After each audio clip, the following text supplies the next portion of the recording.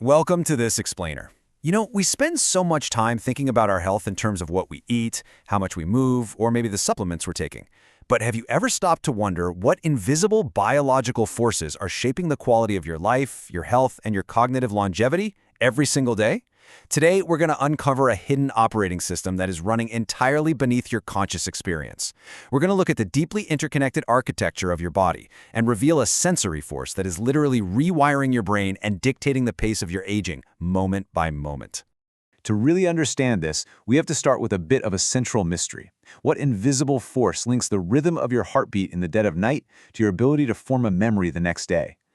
How could a single environmental variable connect your cardiovascular health directly to your risk of cognitive decline? Well, we are about to expose a hidden connection that is going to completely change how you view your environment, your sleep, and honestly, your entire future. Okay, let's dive right into this. Throughout this explainer, we'll reveal how specific sounds, ranging from the subtle background hum of your everyday environment to targeted, very specific frequencies like pink noise, are secretly conducting the symphony of your biology. These acoustic frequencies aren't just passively passing through your ears. They actually act as an invisible operating system that commands your nervous system, tells your heart exactly how to beat during sleep, and literally instructs your brain on how to physically structure itself. Section 1. Syncing Brain and Heart. To uncover the very first layer of this biological mystery, we have to look at the deepest part of your night. We're talking about the deepest stages of non-rapid eye movement, or NREM sleep. This is where the absolute magic of physical recovery actually happens. Now, you might think missing a tiny fraction of sleep is harmless, right? But clinical sleep research tells us something pretty startling. Losing just 15 to 20 minutes of deep or REM sleep per night is clinically significant. That tiny, seemingly insignificant window is when your body undergoes critical physical restoration and releases growth hormone. It's an essential biological window, roughly comparable to the total sleep time gains you'd get from taking heavy insomnia medications. You simply cannot afford to lose it. So, the biological mechanism at play here is a phenomenon known as cortico-cardiovascular coupling. During deep sleep, your brain and your heart are not just resting independently, they are locked in this continuous physical conversation. The brain produces massive rhythmic electrical pulses called slow waves, and these waves actually trigger autonomic nervous system arousals that act like a pacemaker. They're regulating your heart rate and your blood pressure while you are completely unconscious. But here's the thing. Not all slow waves are created equal. Type 2 waves, for example, are smaller and originate in the cortex. But type 1 slow waves? These are massive, highly synchronized pulses originating deep down in the subcortical regions of the brain. When a type 1 wave hits, it triggers an incredibly strong, beneficial cardiovascular response. And here's the truly groundbreaking discovery. Targeted auditory stimulation, specifically playing highly structured pink noise while you sleep, directly enhances these powerful type 1 slow waves.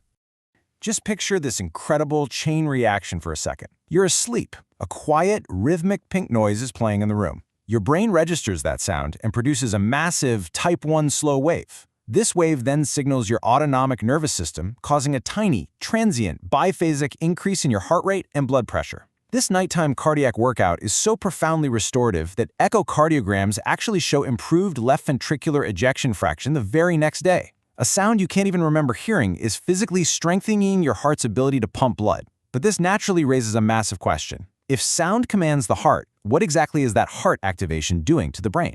Section 2. Washing away brain aging. So, pivoting from cardiovascular health to neurodegeneration and cognitive longevity, how do these tiny, sound-induced heart pulsations that happen while you're dreaming actually change the physical structure of your brain? The answer to this represents one of the most profound, genuinely life-changing realizations about Alzheimer's disease and the biology of aging that we've discovered in recent years. I really want you to visualize this. When that deep sleep slow wave triggers your heart to pulse, it creates what's known as a vasomotor pulsation. This pulsation sends a literal wave of physical pressure up into your skull. And this pressure drives cerebral spinal fluid through your neural pathways like a gentle, rhythmic tide washing over a beach. With every single slow wave-induced heartbeat, this fluid washes away metabolic waste. Specifically, it's clearing out the toxic amyloid plaques that are the primary hallmark of Alzheimer's disease. Your heart is literally acting as a pump to power wash your brain. So the crucial point is this. When that connection between your brain's slow waves and your heart's pulsations begins to break down as we get older, the power washing basically stops. Amyloid plaque begins to silently accumulate. But by using structured acoustic stimulation, like that pink noise we talked about, to artificially enhance that coupling, we can essentially turn the power washer back on. This isn't just getting good rest. This represents an incredible, entirely non-invasive therapeutic target for cognitive longevity. We are using sound to literally decelerate brain aging. Section 3. The dopamine noise paradox. Now, if specific structured noise can wash our brains at night, we face a fascinating biological paradox about what noise does to us during the day when we're actually awake and trying to focus. To get a handle on this, let's quickly map out the physical properties of these different frequencies. You've definitely heard of white noise. It's that harsh, random static you hear when a TV loses signal. Pink noise is deeper. It mimics the balanced sound of wind or rain. Brown noise is a deep, low rumble, while violet noise is high-pitched and is actually used quite a bit to treat tinnitus. These aren't just aesthetic choices for a sleep app. They represent vastly different acoustic data inputs for your nervous system. See, for decades, we just assumed noise was purely a distraction. But biology is rarely that simple. Enter a phenomenon called stochastic resonance. In a nonlinear biological system, much like your brain, a weak signal that you are struggling to process can paradoxically become crystal clear if you add a moderate amount of random noise into the environment. The noise doesn't drown the signal out. It actually boosts it right over the threshold of your awareness. And this brilliantly illustrates the moderate brain arousal model. It all ultimately comes down to your baseline dopamine levels. Think of dopamine as the signal-to-noise dial in your neurological room. For a neurotypical brain with high baseline dopamine, white noise just overloads the system and deteriorates performance. They really need silence to focus. But look at the ADDH brain. Because of low baseline dopamine, the brain is naturally in a hypo-aroused state. Add white noise to that environment, and performance suddenly skyrockets.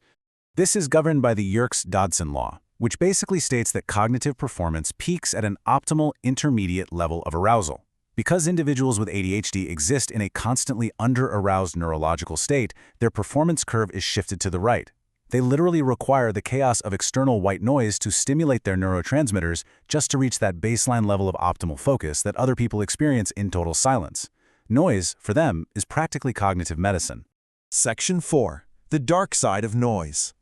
But as with everything, every biological mechanism has an evolutionary warning label attached to it. If noise is powerful enough to heal the brain at night and dramatically alter dopamine transmission during the day, could the constant, unstructured background noise of modern life, the hum of highways, the drone of air conditioners, the endless static of our cities, actually be throwing our neuroplasticity into reverse? This brings us to a terrifying and, frankly, completely counterintuitive scientific paradox. To answer this, investigative science led by neuroscientist Michael Merzenich conducted an absolutely fascinating experiment. They reared infant rat pups in moderate, continuous white noise. Now, it wasn't loud enough to damage their physical hearing, but it masked all the structured, natural sounds of their environment. The results were staggering. The maturation of their primary auditory cortex was completely arrested.